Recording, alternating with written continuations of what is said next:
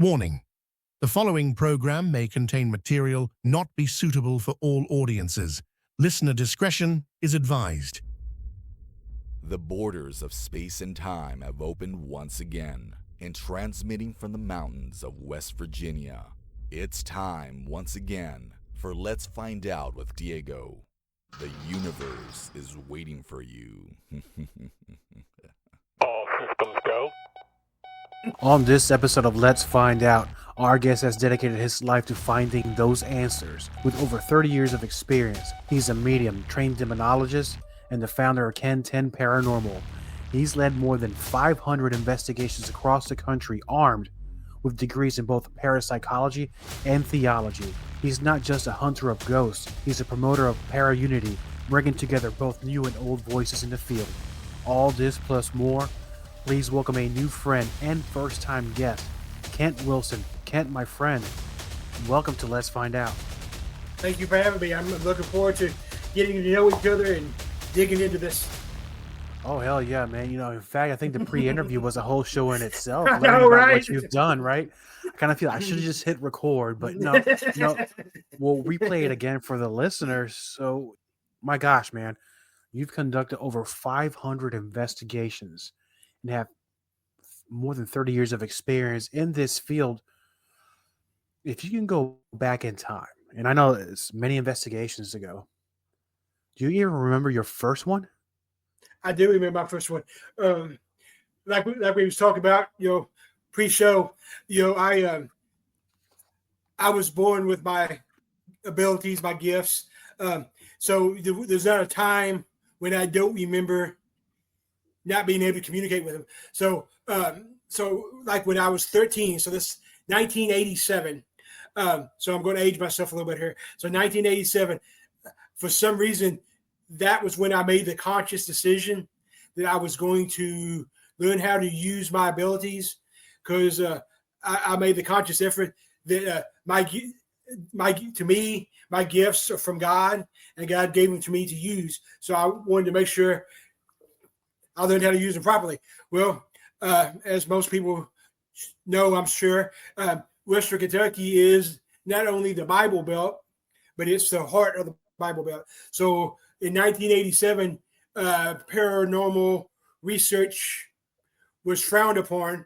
You didn't discuss it, so I didn't really have anybody to help guide me. So I decided to go to the library, because what else can you do in 1987? So I started checking out every book I could on parapsychology. I got all the books from Ed Warren. I got all of his books. That was basically like my Bible at that time. People can say what they want to about the Warrens. To me, they're the people to look up to. So that's what, especially back then, that's what I looked up to. I actually got called down to the office by my principal, because he's like, should I be concerned about you checking out these books? I'm like, what? So that Halloween, me and my best friend, who's no longer with us, Tracy, but Tracy was in the paranormal with me. So we did it together.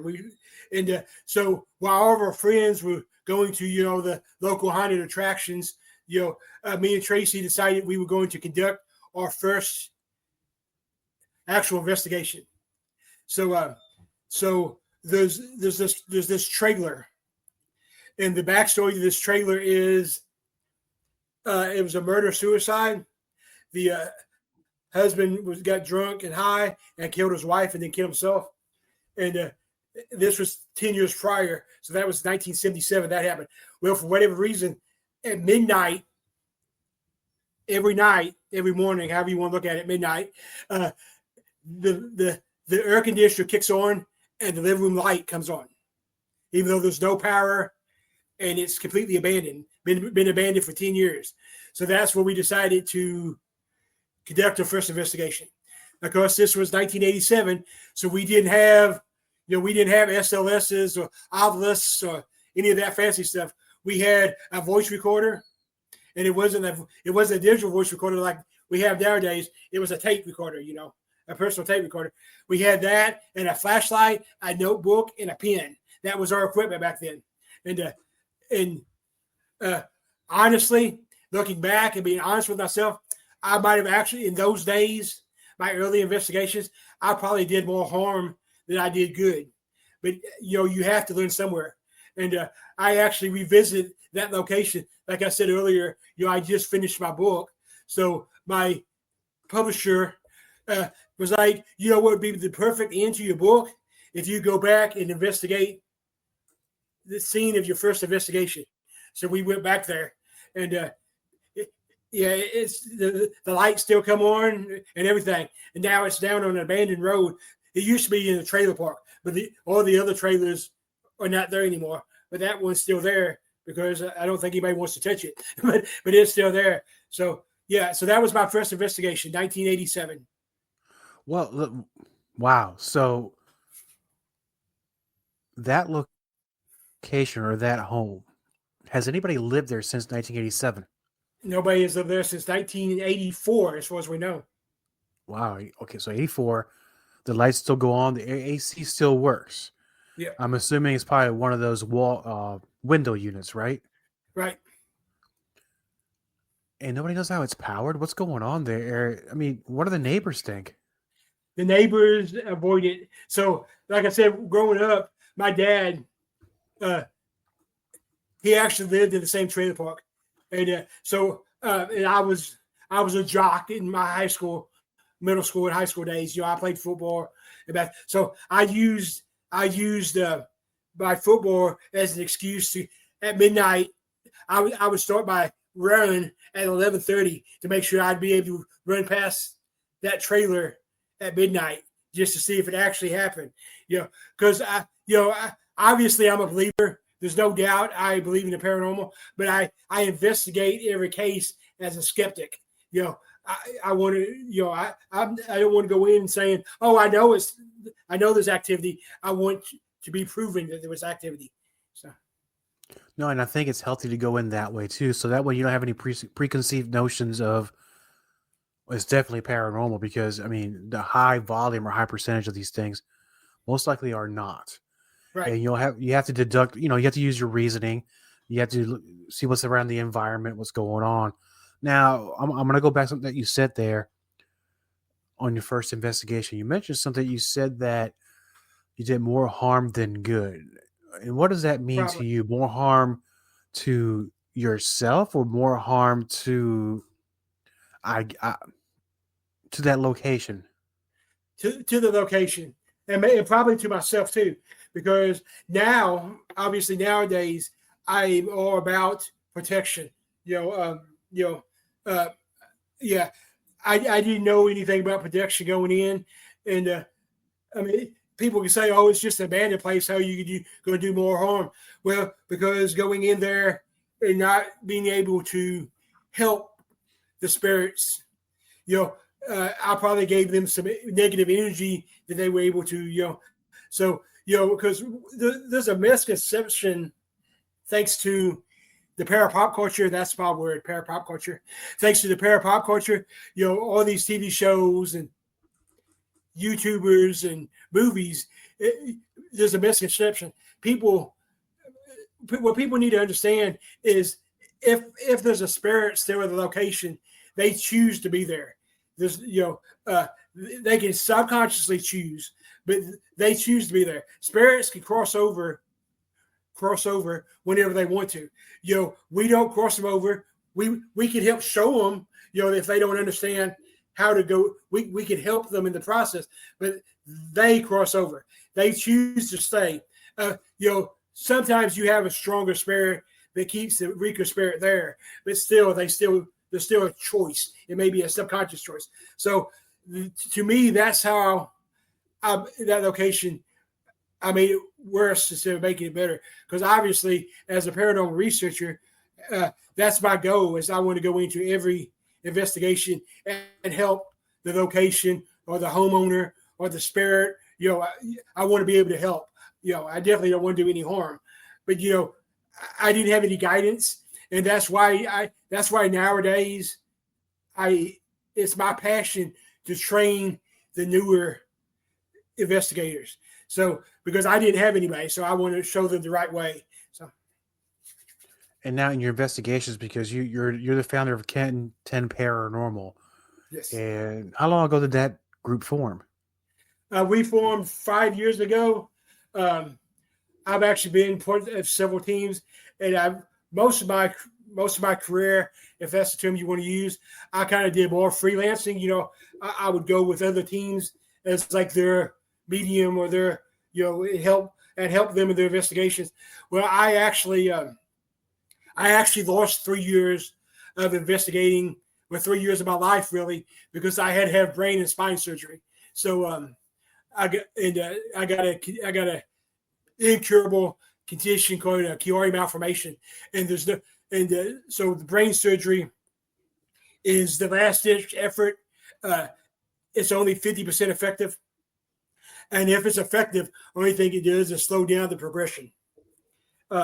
So I had the brain and spine surgery, and so for 3 years, I had to concentrate on rebuilding, motor skill. So 5 years ago, I was just having a conversation with a friend, and she's like, you keep talking about starting to do paranormal again. She's like, why don't you stop talking about it and just do it? So that's how KenTenn Paranormal came about.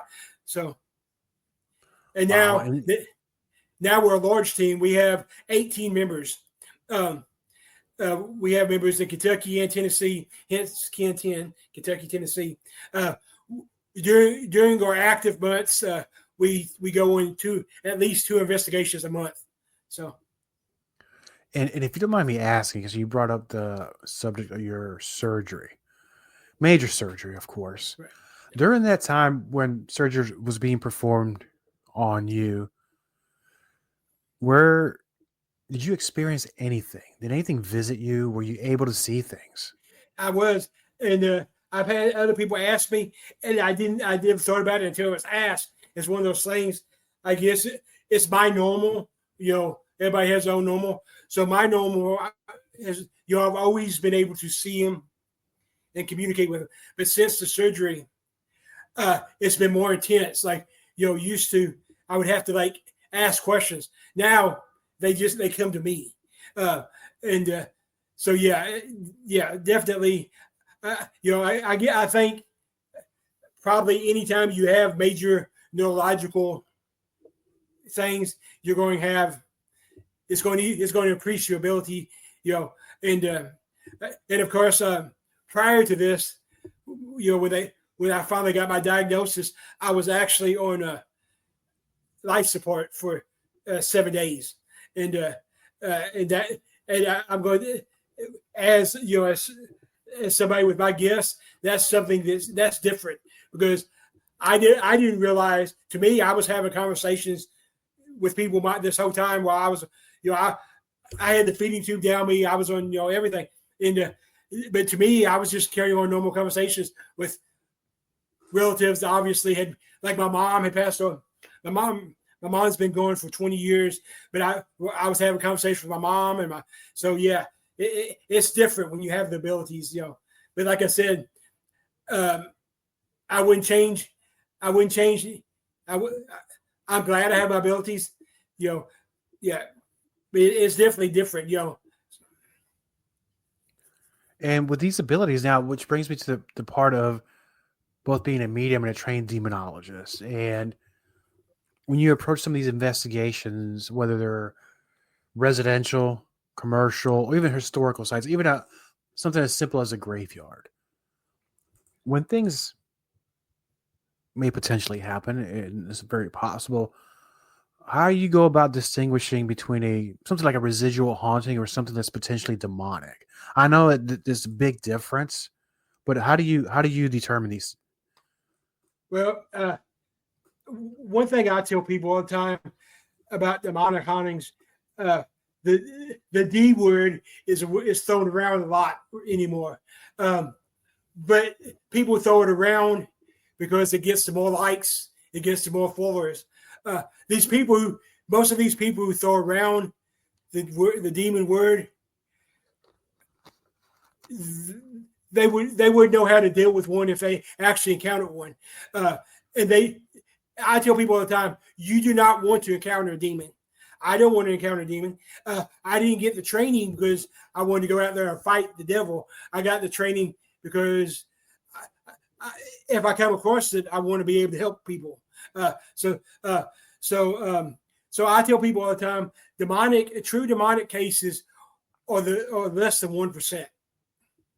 Less than 1% of all paranormal activity, and I don't use the word haunted.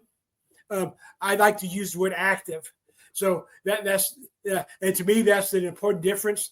And the reason that's an important difference is because when you're talking to Joe Public, and you're like, oh, that place is haunted, they automatically assume it's negative or evil. So I like the word active. So residual hauntings are interesting to me.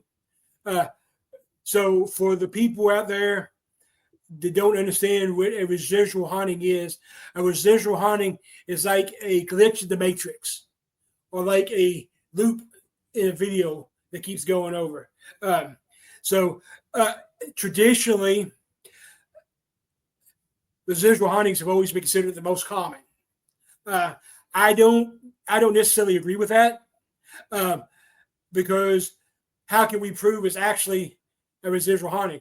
Well, why not just deja vu or something in our memory? So to me, an intelligent haunting is your most common. Why do I say that? Because with an intelligent haunting, we actually have communication. It may be AVP, it may be something on your ovilus, but you have an actual communication. So you know they're there. So since you know they're there, that means it's more common because you actually know it. So my best residual hunting story, there's a place in Paducah, Kentucky, my hometown.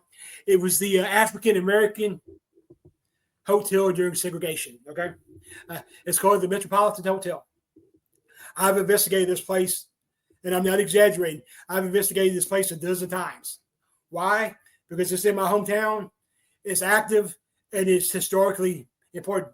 So I've investigated. I've led investigations there with other teams. I even led an investigation there with a film crew from Belmont University.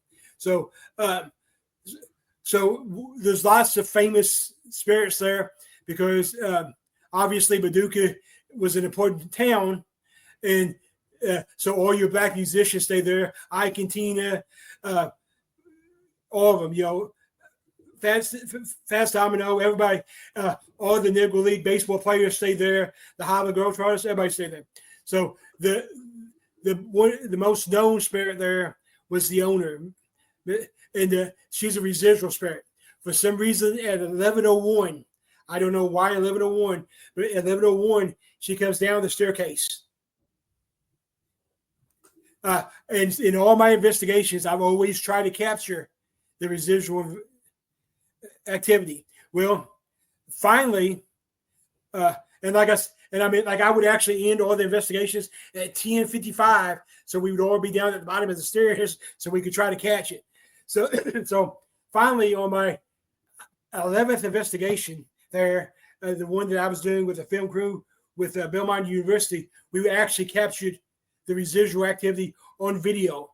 And you actually see like a shadow walking down the stairs, and it actually even moves the curtains.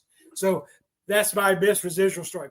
So demonic, I won't say I've ever actually been on a true demonic case, thankfully, knock on wood. I've been on a couple that other people would probably consider demonic. One of my first early cases, as an adult, I was living in Indiana, and I was a pro MMA fighter. So I was living in the Indiana side of Louisville, or as they like to call it, the sunny side of Louisville. But I lived there because rent was cheaper, and but I investigated with friends and stuff, and we went to this. We got a call. It was a residential case, so I don't go into much detail, but it's an important case to my history because I was still.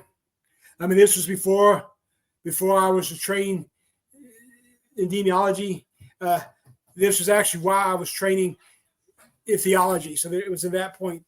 And I was probably 26, in that area, and we got called by in-laws to come investigate this case. Well, the backstory to the case, and this was verified through police reports and newspaper and everything.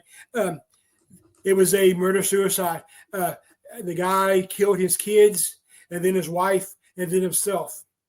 And the theory behind it was the husband had lost his job at John Deere, and he went into depression.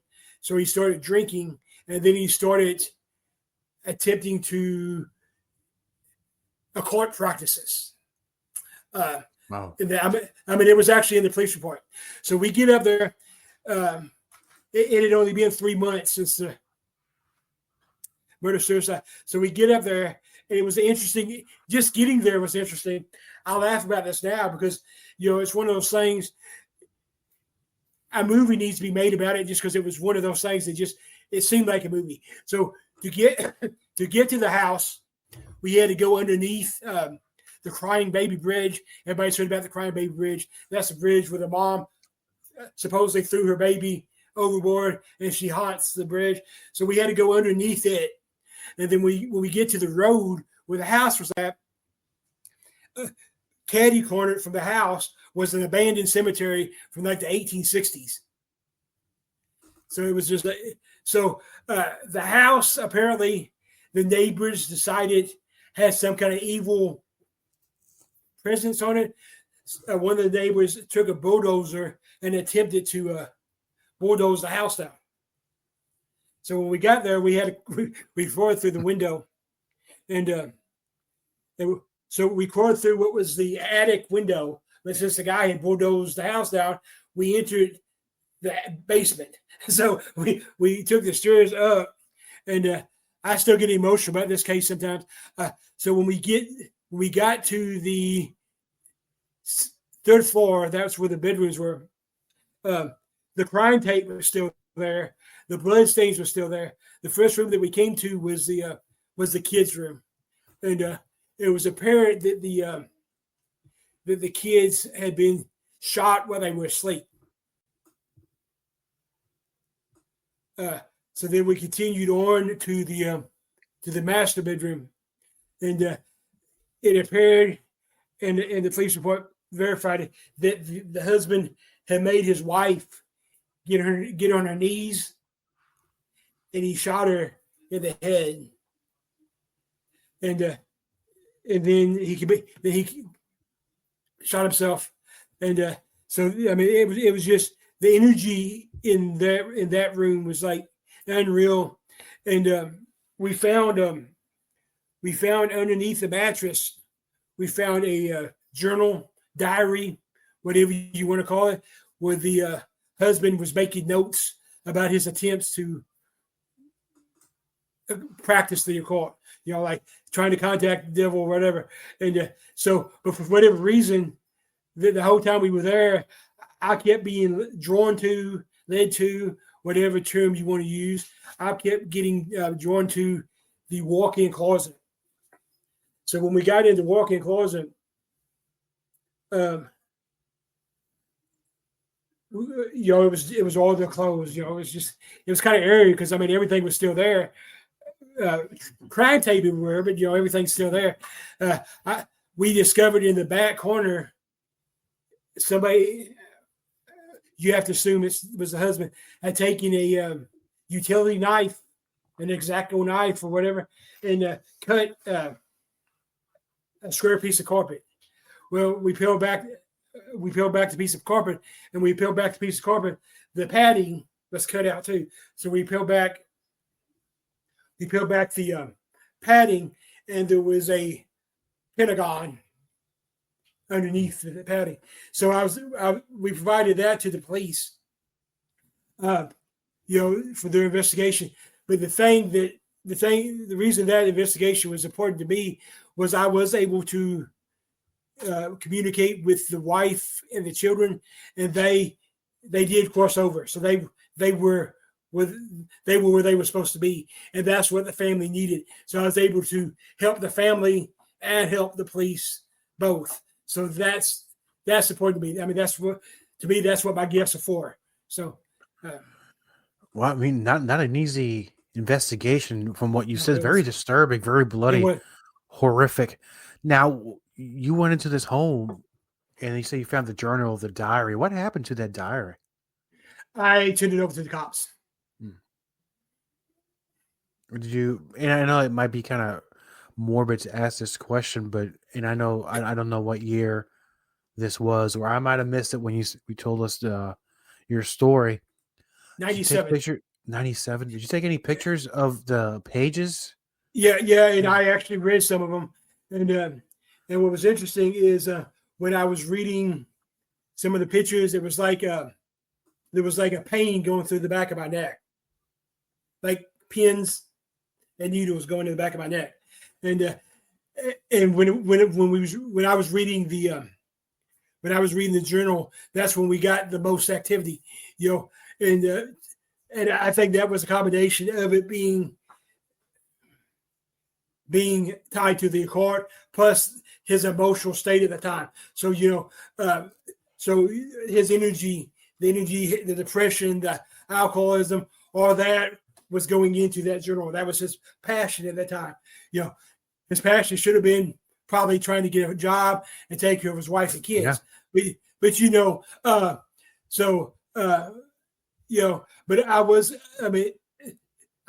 that case still haunts me some, just because, like you said, how bloody it was and how violent it was.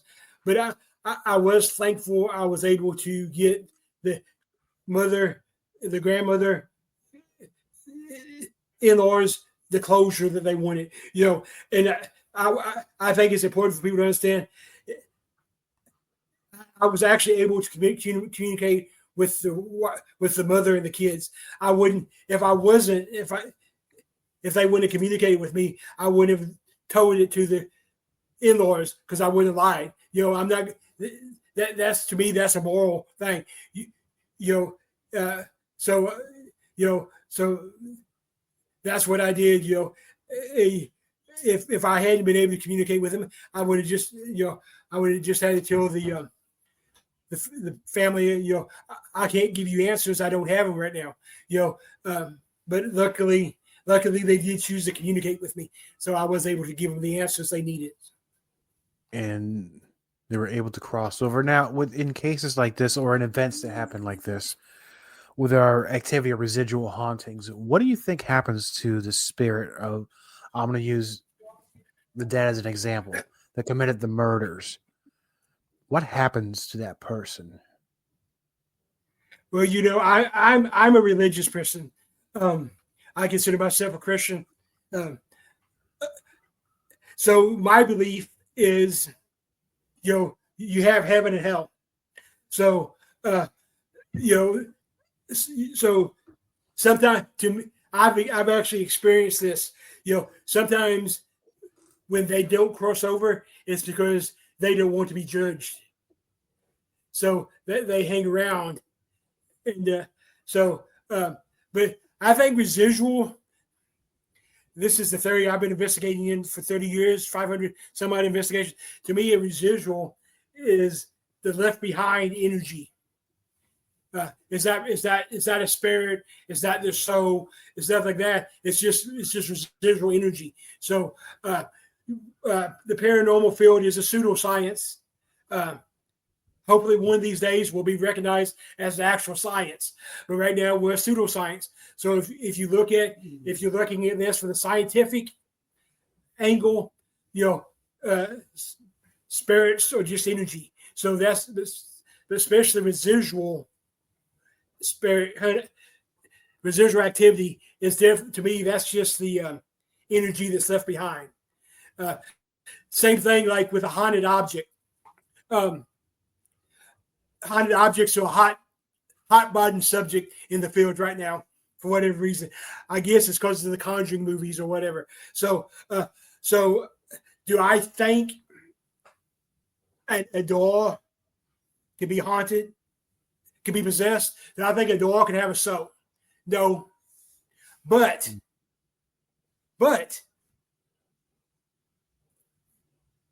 there could be so much energy tied to that object at what point does that energy become something of itself? So sort of life force that gives the doll to life, right? Right. Well, it's interesting because there are famous cases out there about dolls. Because Annabelle's that's the talk of the town. It always will be. And Robert the doll, a close second down there in the Florida Keys. That story is very disturbing in itself. And then there's another one. Yeah. There's another one at the Urine Shrine in Tennessee, Bristol, Tennessee. They have several dolls there, but they have this one. It's probably if you listen to how they tell it, it's as active as Annabelle Robert. But what's interesting about it is she lives in a coffin. That's her bed, her home, or whatever. And you actually, like Robert, you have to ask her to take her picture. And her hand is usually up, but she'll move it. Like, I actually have pictures. I took a series of pictures, and I have at the first one her hands up, and then the last one her hands down, and her eye color changes. And like obviously it's a doll, so the way it's a doll that's designed to blink, but instead of moving up and down like our eyes are supposed to, they'll move side to side. So that is absolutely crazy. You said you have video or pictures of these things? Yes, I do. Wow, man. I mean, as much as I would be curious or interested, I don't know if I could do it, maybe. And the most interesting piece of evidence I got on her was the last time I was there, which was like a month or so ago. I was doing my walkthrough before we began the investigation, so I was doing a walkthrough with my thermal camera. And I love the thermal camera. Why do I love the thermal camera? Because you can't fake the thermal camera. With a thermal camera, you either get something or you don't. So while I'm doing the walkthrough, I take several pictures of her, and there's a heat signature above her. So nobody could explain it. Like I went and got other people, and I got the people that own the property, and like I said, my friends from Outlaw Paranormal was there. My friends from SRS was there. So I came, and they were like, and they said sometimes you get a heat signature and sometimes you get a cold signature. So I can't explain it. But so to me, so Annabelle is an interesting case. I've discussed Annabelle. I've discussed Annabelle with like Dan Riviere and stuff. And from a religious standpoint, and I'm not saying anybody has to be religious. I'm not judging you. Even my team, we have people with different religious backgrounds. But to me, like my gift was given to me from God and to be used. So I'm a religious person. I'm a sinner, but I'm a religious person. So there's a place that we investigate in East Prairie, Missouri. It's called the Brooks Estate, and it's an active place. It's ran as a B&B right now. 100 B&B by Kristen and her husband. They're good people. So the spirits that are there at the house that haunts it was a son and an abusive father, and they're both still there.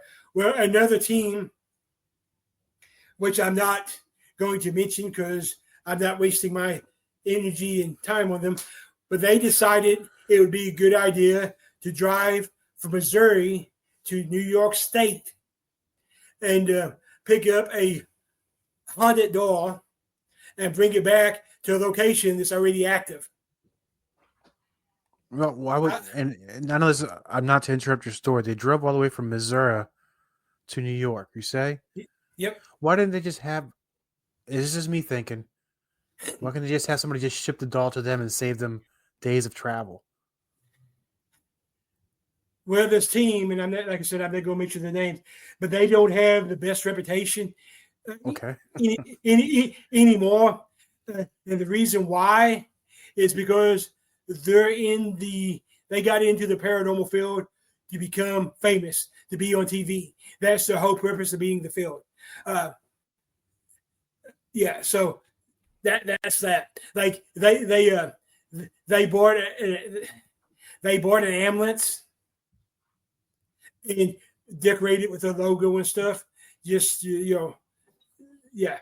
And so and at the beginning, and at first I tried to help them out. They're like an hour and a half away from me, so that's local enough. I'm going to try to help you out because that's who I am.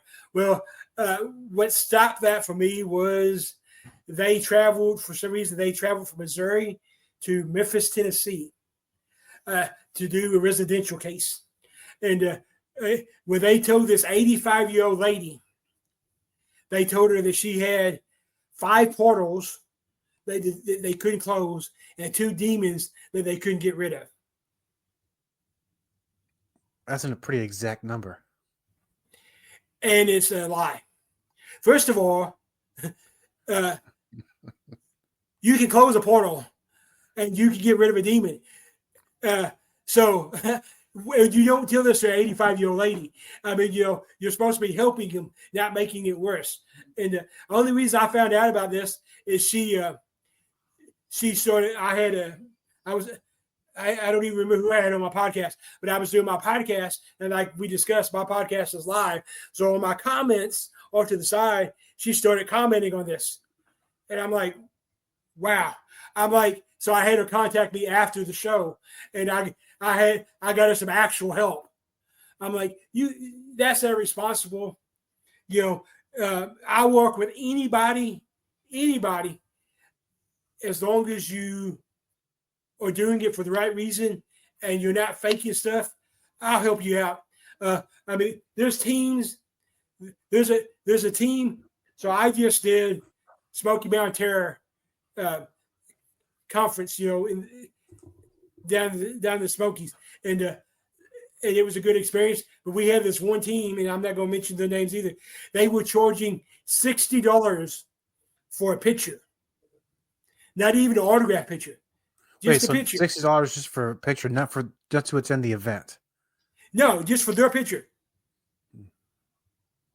I mean, I can understand that bills need to be paid, and you got to pay for equipment and things like that. I'm not gonna say anything. I don't know them, but I don't even know if you can go to these conventions where actors and they're charging you that kind of money for a picture. Maybe they are, but I mean that's borderline. I paid $50 for an autograph picture, and a picture with Holder, from Friday the 13th. Yeah. So that was an autograph. I mean, he autographed my Jason mask and took my picture. That was $50. It wasn't $60 just for a picture. And like you said, and they were a paid speaker for the event. I was just there as a vendor. So, and I wasn't charging $60 for a picture. I was charging $10 for a sticker, a decal that you put on your car. But they were a paid speaker, so there was no reason. Their room was paid for, their travel was paid for. And they were nice enough guys. I mean, they gave me professional courtesy, if that's what you want to call it. So when I went up there to them, me being me, I called them out. I mean, I did. I called them out on that. I called them out. There's one. I won't even call them a team. There's one duo that I have a big issue with.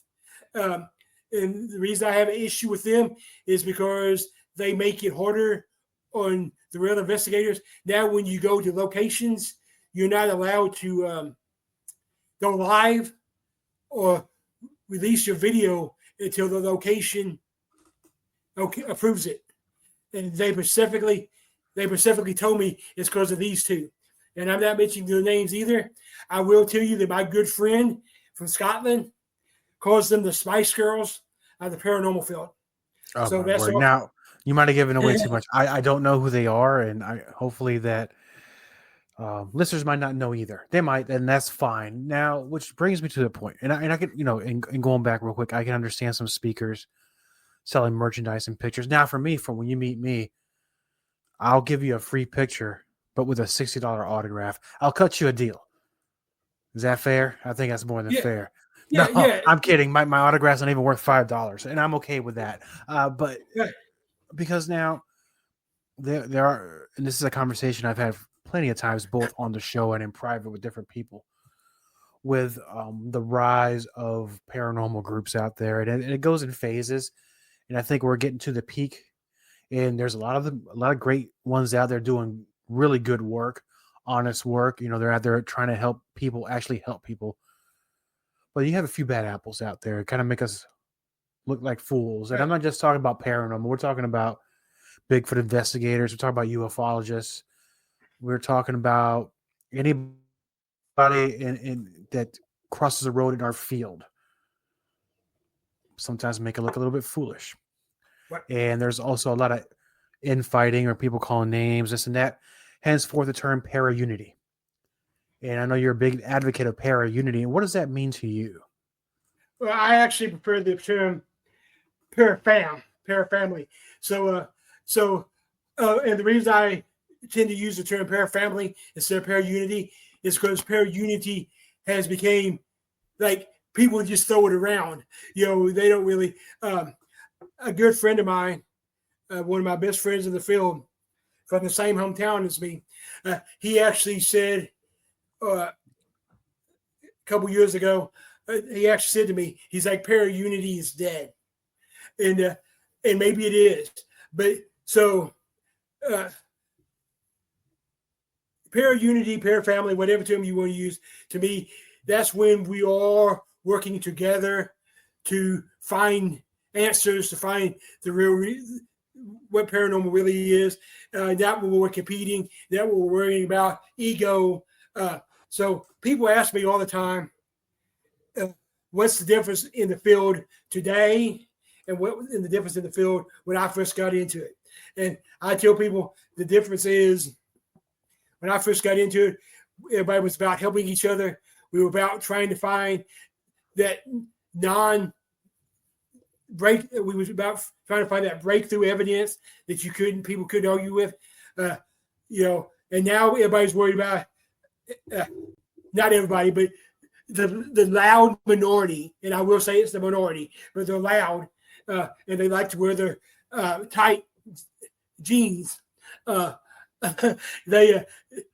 worried about making money. They're worried about ego. They're worried about their place. And I'm not about any of that. To me, and I say this all the time, my goal is to leave the field better than it was when I got into it. I'm going to keep going as long as I can hold a flashlight. I want to be there. I would like to be there when the paranormal field gets recognized as the actual science and not a pseudoscience. So that's what we need to go back to. There's too much drama anymore. There's too much all that.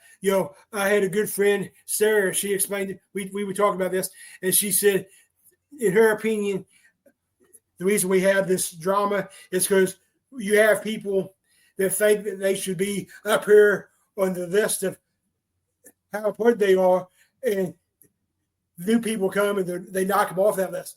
It should be about that. You should be about helping each other. You should always be learning. We should always learn from each other. The heck with the egos. I'm just like you. I'm not going to charge $60 for a picture. Asia, when she's booking me for these events and stuff, she's like, we need to ask for this much money. We need to ask. I'm like, I don't need all that. Just get me there. I'm like, I don't have an ego. I'm never going to have an ego. I say all the time, I've got lectured on my own show about this because I consider myself a nobody.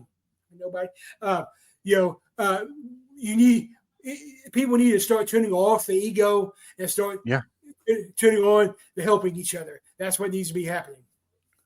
And it's too much pressure being important. So that's why I don't consider myself that important.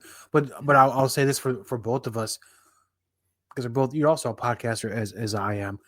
I'm not really into this for the notoriety. I'm actually in it for a couple things. One, it's a little bit of a selfish reason. It's because I want to find answers to some things that happen to me in my life, and to find answers for things that are currently unexplainable.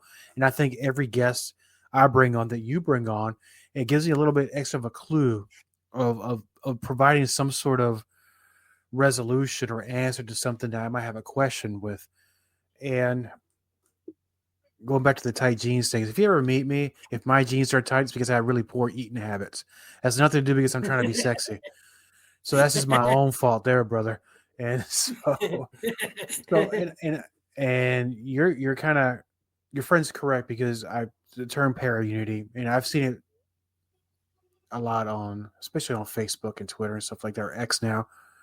And sometimes you can tell you're kind of not telling the truth, because I kind of seen how you act, but then I see how you turn it on the social, and that's fine. We're not about that. We're going to judge them, but it'll all be revealed in the end eventually. Yep. As you're now, of course, you're a podcaster, and Paranormal Addicts podcast, right? Available on all the platforms, right? Right. And how long has your show been around now? We're in our second season. We're 83 episodes, something like that. That's a pretty good number of episodes, man. And so far, for me, there are sometimes some of these stories that will forever stick in my mind, and some of these guests that I'm never going to forget. Now, you don't have to name names, or you might want to mention the guest, but have you heard a story? I'm not saying it bothered you so much, but a story that's unforgettable. So, yeah, I mean, what surprises me a lot of times is I've had, for lack of better terms, I've had big name guests, celebrity guests, and I've had regular Joe guests, And what surprises me is sometimes the lesser known investigators are the ones that stick with me the most. But my favorite episode this year, for reasons I guess probably ain't really to do with context, I guess. But my favorite episode this year was episode 1 of this season, and that's when I had Dan Riviere. So I'm glad I was able to have him on my show before we lost him suddenly and unexpectedly, because I'm just going to say this, and then I'll move on to a couple guests that really stuck to me. But we have some people out there that like drama, and they keep trying to drag Dan down. And I'm just going to say this: Dan was one of the good guys. He didn't care if you liked him. He didn't. He did it for the right reason. He helped out everybody. He was a good guy. So stop. Leave the man alone. He was a good guy. Annabelle didn't kill him. Stop that shit too. That's disrespectful to everybody. He died of a heart attack. Natural causes. Yes, he was young. He was 3 years older than me. So trust me, that hit home. But he was a good guy. So we need to stop that stuff. Dan was a good guy. Okay, stop. All right. So going back to last year, I had Aaron G. Thompson on my show. Most people know Aaron G. Thompson from 28 Days Haunted. Well, I'm not a big paranormal TV show guy because I've been doing this so long. I watch a show and I'm like, that's not how it is. But anyway, Aaron's wife, fiance, they're getting married here in a few months. She contacted me and said Aaron Aaron would like to come to your Paracon. So that's how we first got in contact. I was like, I really don't know who Aaron is. I was like, so before I say yes or no to him being part of my expo, I'm like, I want him to be a guest on my podcast. So it got time for him to be my guest, and I'd like to I like to know my guests before they get on my show. So I decided to binge watch 28 Days Haunted. Wait. Is So, that but the one? but Okay, because my wife so made me watch that one. Not to interrupt you, but is that the one where towards the end the guy looks at the camera and he acts like he's still possessed or some shit like that? Yeah. I mean, it's a good concept Yeah. because the concept of it is they spend 28 days at the Warrens' most haunted locations. Yeah. So if they would have just did it as a normal investigation, it probably would have kicked ass. But they decided your producers decided to make it. But anyway, so I had him on my show, and the thing is, it's unfair to Aaron G because Aaron G had been investigating for like 25 years. He was a true investigator. He actually considers himself an afterlife researcher. That's his term, afterlife researcher. And I was actually impressed with his investigation style and his knowledge and stuff. So that's stuck with me. And I was like, it's so unfair that, everybody looks at you as a para-celebrity. I'm like, so he's became a really good friend. Like I said, he did speak at my expo last year. And I'm going to see him again in October at Rock Island. So that one really sticks to me. And then I had so many of them.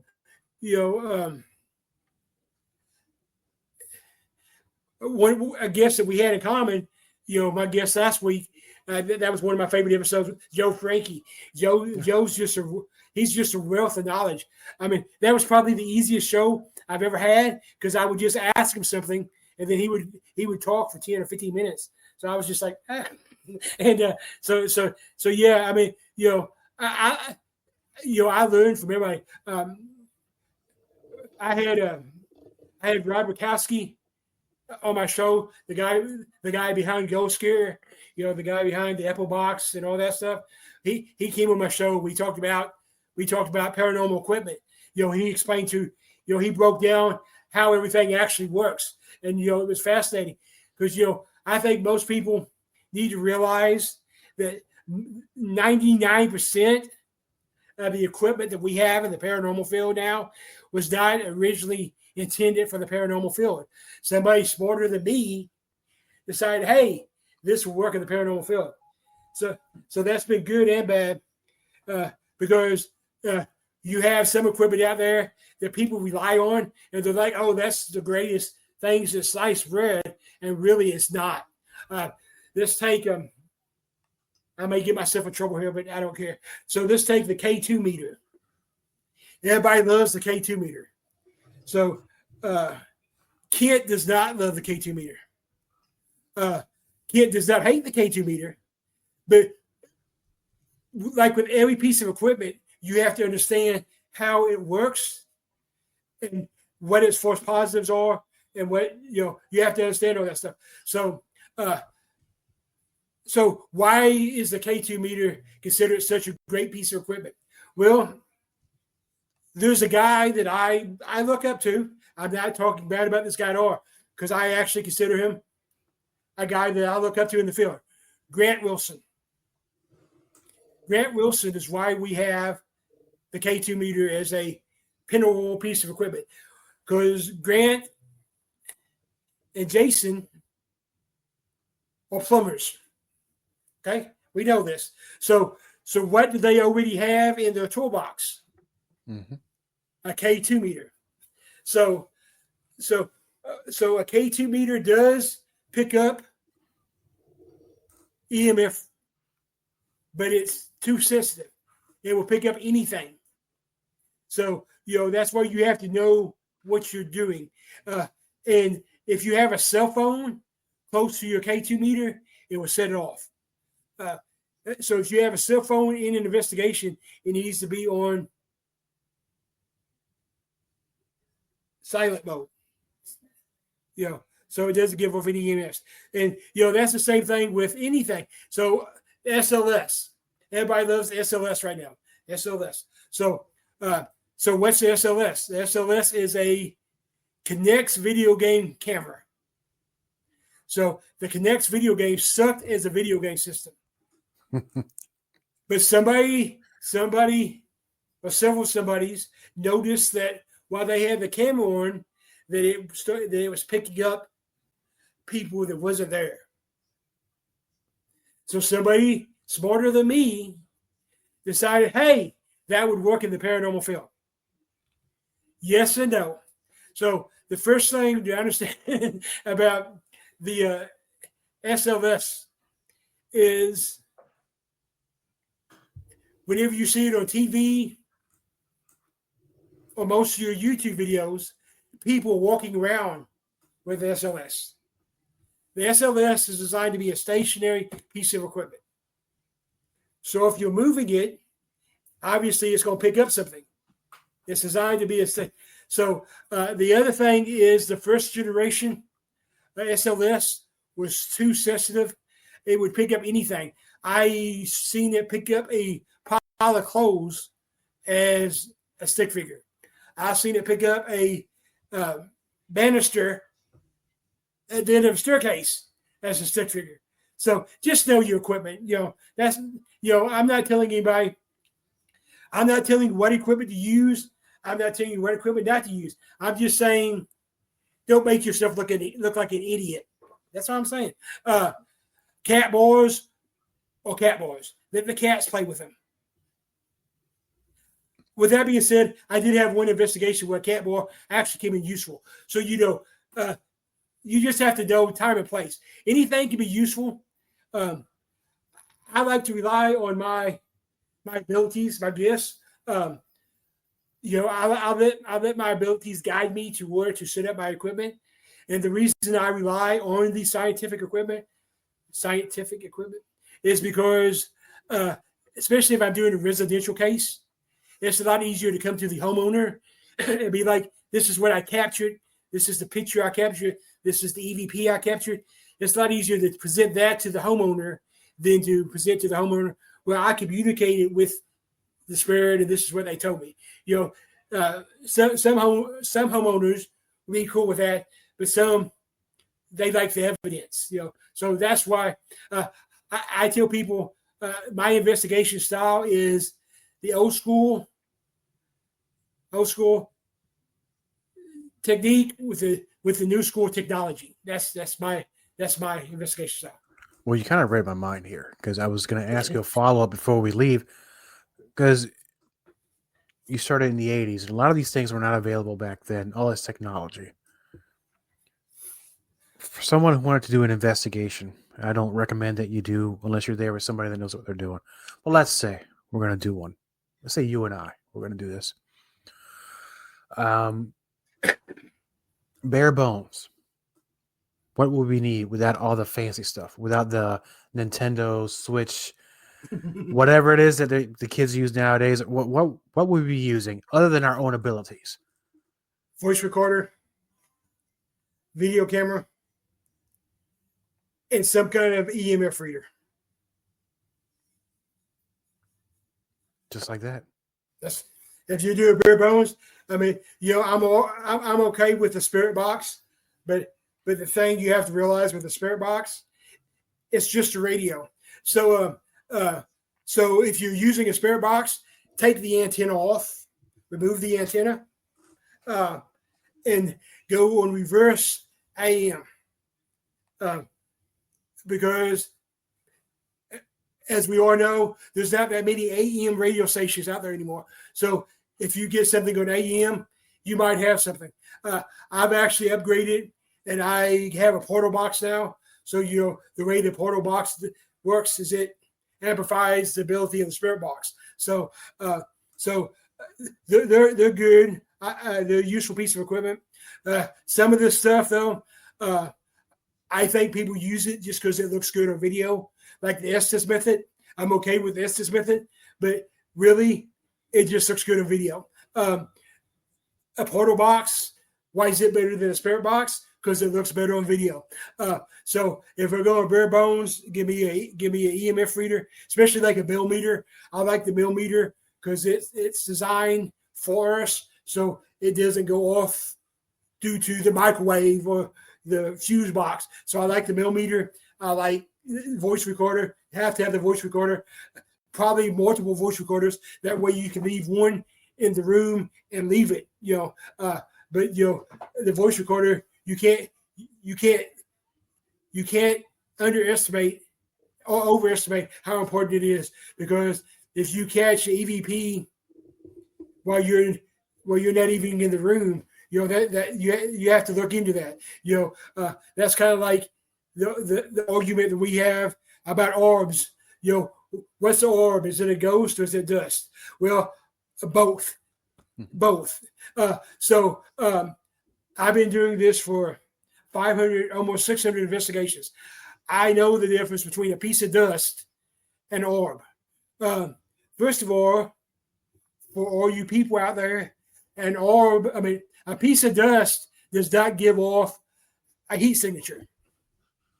And a piece of dust doesn't go set off a motion detector camera. I understand, especially, I have people send me videos all the time, and especially if it's an outside motion detecting camera and you get the bug right up here on the that's a bug. That's not an orb. That's, common sense, guys. And not everything's a demon. So actually the name of our book, my book, I put my personality in it, because everybody tells me my personality is my best trait.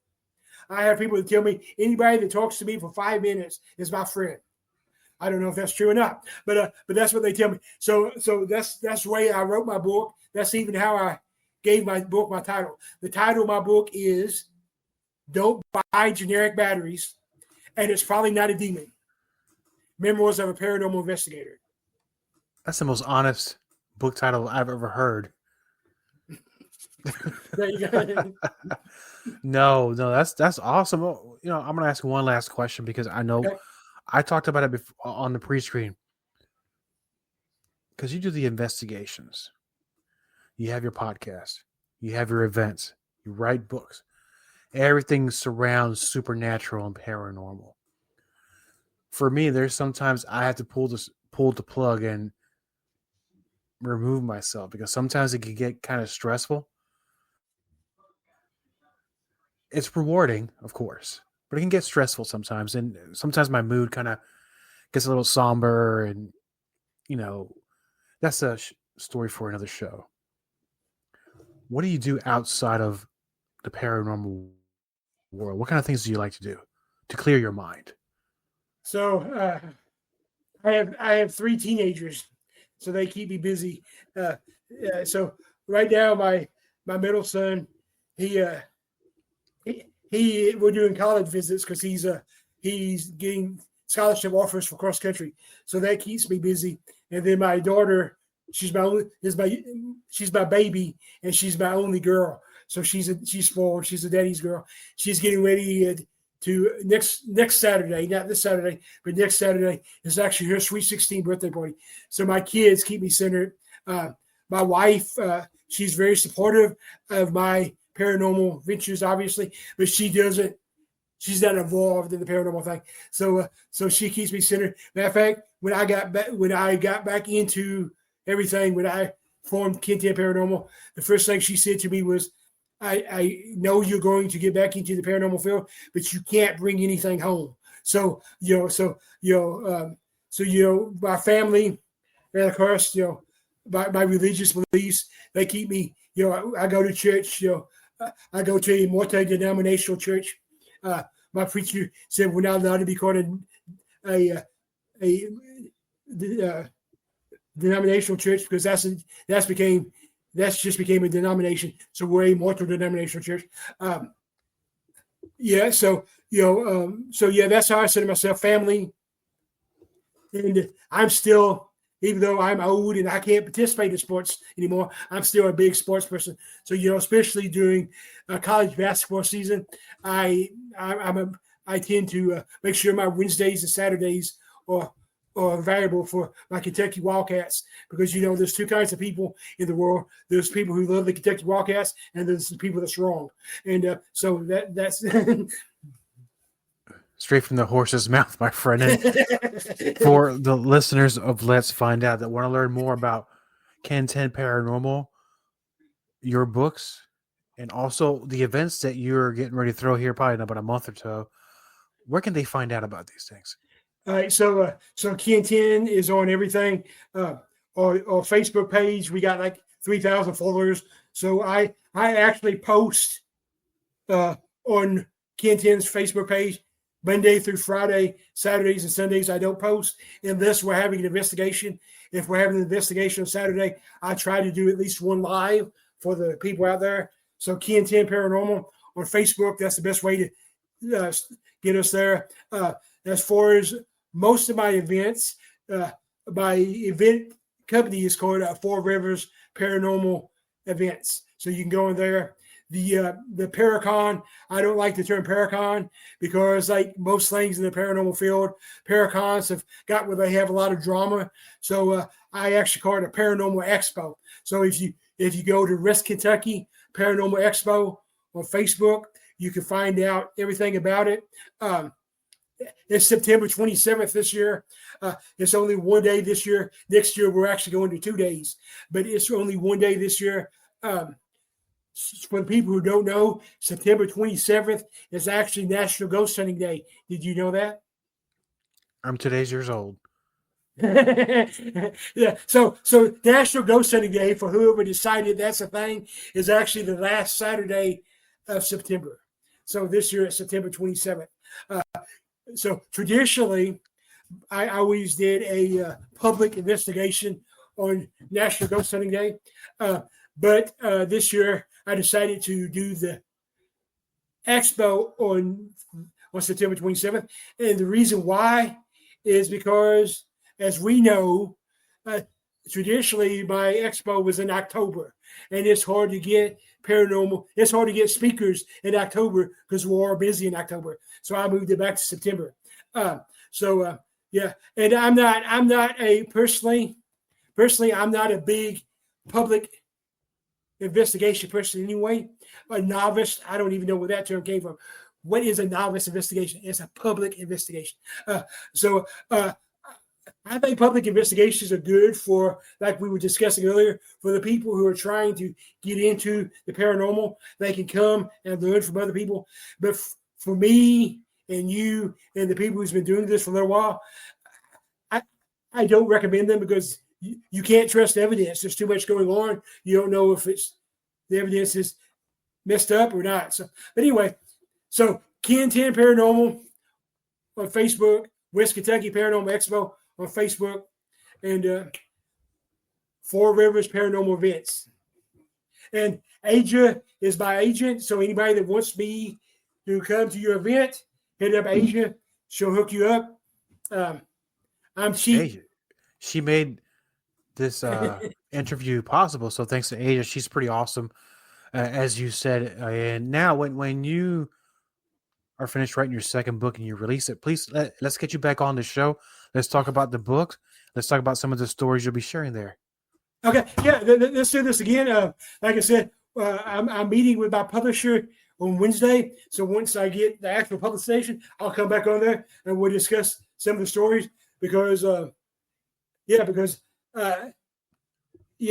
cover the whole thing. I actually cover like my 5 favorite investigations there and everything. So we'll talk about them. I mean, we touched on the one in Indiana, but I actually had an investigation where I got bit by a ghost. Oh, no. Hey, don't spoil it. Let's save it for the show. And I'm looking forward to having you back on, my friend.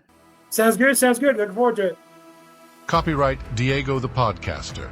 All content for Let's Find Out is the property of Diego the Podcaster and is served directly from our servers with no modification, redirects, or rehosting.